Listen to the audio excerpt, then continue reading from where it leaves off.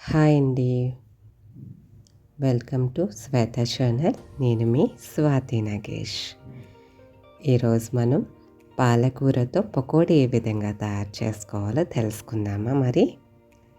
ఇది చూడండి, pakodi road side బండి మీద అమ్ముతారు చూడండి. ఆ విధంగా వాళ్ళు ఏ విధంగా తయారు చేస్తారో ఆ విధంగా తయారు చేసామండి. చూడండి ఎంత క్రిస్పీగా, చాలా చాలా బాగుంది కదా.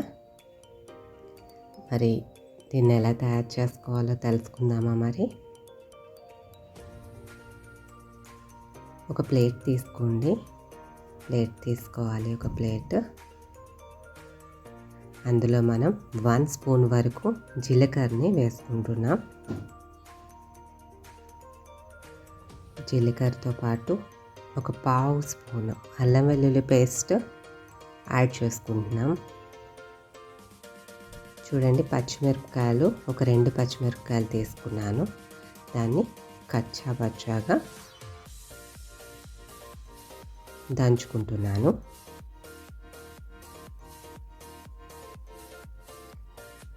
ఈ పాలకూర పకోడీ మనకి సాయంత్రం పూట స్నాక్స్గా తిన్నా, లేదంటే పిల్లలకి ఎప్పుడైనా అప్పుడప్పుడు ఏమైనా తినాలి అనిపించుకున్నప్పుడు ఇచ్చినా చాలా చాలా బాగుంటుందండి. చూడండి, 2 పచ్చిమిరపకాయలు తీసుకున్నాం కదా, దాన్ని కచ్చా పచ్చాగా దంచుకున్నాక ఆ ప్లేట్లో యాడ్ చేసుకున్నాం. ఒక 1/2 స్పూన్ వరకు ఉప్పుని యాడ్ చేసుకున్నాం. ఒకవేళ ఎక్కువ కావాలి, ఇంకొద్దిగా మీరు ఎక్కువ తీసుకున్నారంటే ఇంకా కాస్త ఉప్పు ఎక్కువ వేసుకోండి. పాలకూర కానీ మనం ఎక్కువ తీసుకుంటే, లేదు అంటే నేను తీసుకున్న క్వాంటిటీస్లో తీసుకుంటే తప్పకుండా మీకు సరిపోతుంది. 1 కప్పు వరకు శనగపిండి తీసుకోవాలి. వీటన్నిటిని చూడండి ఈ విధంగా బాగా కలుపుకోవాలన్నమాట. మనకి ముందుగా మనం పాలకూరని బాగా కడుక్కొని ఒక పక్కన పెట్టుకొని ఉంచుకోవాలండి. యాక్చువల్గా పాలకూరలో ఉన్న వాటర్తోనే మనకంతా సరిపోతుంది, ఎందుకంటే అప్పుడే కదా మనం ఫ్రెష్గా కడుక్కుంటాము. ఈ శనగపిండిలోని ఆల్మోస్ట్ పాలకూరలో ఉన్న వాటరే సరిపోతుంది. ఒకవేళ అవసరం అనుకుంటే ఏం చేస్తారు, 1 స్పూన్ వాటర్ వేసుకుంటే సరిపోతుంది. చూడండి, ఈ విధంగా మనం బాగా కలుపుకోవాలి. శనగపిండి 1 కప్పు వేసాము.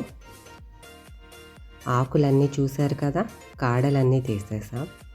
కాడలు తీసేసి ఆకులు మాత్రమే మనం యాడ్ చేసుకున్నాం. వాటిని నీట్గా మట్టది లేకుండా, ఇసుక లేకుండా నీట్గా కడుక్కొని దాని తర్వాత యాడ్ చేసుకోవాలి. లేదంటే పకోడీ అంతా ఇసుక ఇసుకగా అయిపోతుంది.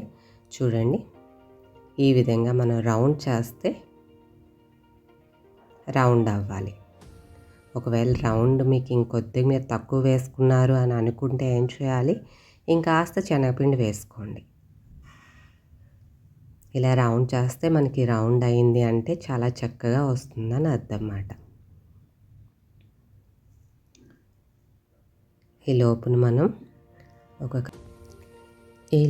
మనం ఒక బౌల్ తీసుకొని అందులో ఆయిల్ వేసుకోవాలండి. ఆయిల్ మరిగిందా లేదా చెక్ చేసుకొని చూడండి, ఈ విధంగా మనం పకోడీ వేసుకుంటూ వెళ్ళాలి. ఇది మనం బయట తినే పాలక్ పకోడీ యాజ్ టీజ్గా ఇలాగే ఉంటుందండి. చాలా చాలా టేస్టీగా ఉంటుంది, ఎక్కువ రోజులు కూడా ఉంటుంది. ఇది ఈ విధంగా మనం ఆ బౌల్ అంతట్లో మనం వేసుకుంటాం. బాగా వేగనివ్వాలి. మనకి కాస్త కలర్ చేంజ్ అయ్యేంత వరకు మనం వేపుకోవాలండి. చూడండి, ఇక్కడ ఆయిల్లో చాలా ఎక్కువ బుడగలు వస్తున్నాయి కదా, అవి కాస్త మనకి తగ్గుతాయి అన్నమాట. ఈ పకోడీ మనకి వర్షాకాలంలో తింటే సూపర్గా ఉంటుందండి. ఇందులో ఎన్నో పోషకాలు ఉంటాయి. ఆల్రెడీ మనం మాట్లాడుకున్నాం కదా, పోషక విలువలు ఎక్కువ ఉండడం వల్ల ఇది మనం రెగ్యులర్గా తీసుకుంటే చాలా చాలా మంచిదండి. పిల్లలు మనం ఆకుకూరలు ఇచ్చామనుకోండి, ఏదో ఒక వంకతో నేను తినను ఇది అది అని చెప్పి ఏదో వంక పెడుతూ ఉంటారు కదా. ఈ విధంగా మనం చేసామనుకోండి, వాళ్ళు ఇంకా రోజు అడిగి అడిగి మరీ తింటూ ఉంటారన్నమాట. ఇందులోనేంటంటే మన జ్ఞాపక శక్తిని కూడా ఇది ఇంప్రూవ్ చేస్తుందండి పాలకూర. మతిమరుపుని చాలా వరకు తగ్గిస్తుంది. మతిమరుపు తగ్గింది అంటే ఆటోమేటిక్గా మనకు కాస్త జ్ఞాపక శక్తి పెరిగినట్టే కదా. చూడండి మనకి కలర్ చేంజ్ అవుతుంది, బుడగలు కూడా తగ్గుతున్నాయి. ఇది మనం మీడియం ఫ్లేమ్లోనే ఉంచుకోవాలి. చూడండి దీని కలర్ ఆటోమేటిక్గా ఏ విధంగా చేంజ్ అయిందో. దీన్ని ఇలాగా ఆయిల్ నుండి మెల్లమెల్లగా తీసుకోవాలి.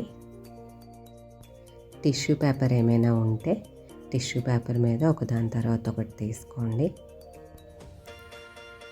ఆయిల్ ఉన్న పీల్చుకుంటుంది కదండి, అందుకోసం మనం టిష్యూ పేపర్ వేసుకోవాలి. చూడండి ఇలా ఒకదాని తర్వాత ఒకటి తీసుకొని మనం ఆ ప్లేట్లో వేసుకోవాలి. పాలక్ వడ చాలా క్రంచీగా టేస్టీగా ఉంటుంది కదా. మరి మనం ఇప్పుడు అంతా నేర్చుకున్నాం కదా, మరి మీరు చేస్తున్నారా? ఒక్కసారి ట్రై చేయండి, మీకే తెలుస్తుంది. ఇంకా బయటను కొనుక్కోవాల్సిన అవసరం లేదనిపిస్తుంది. Thank you for watching. Please subscribe please.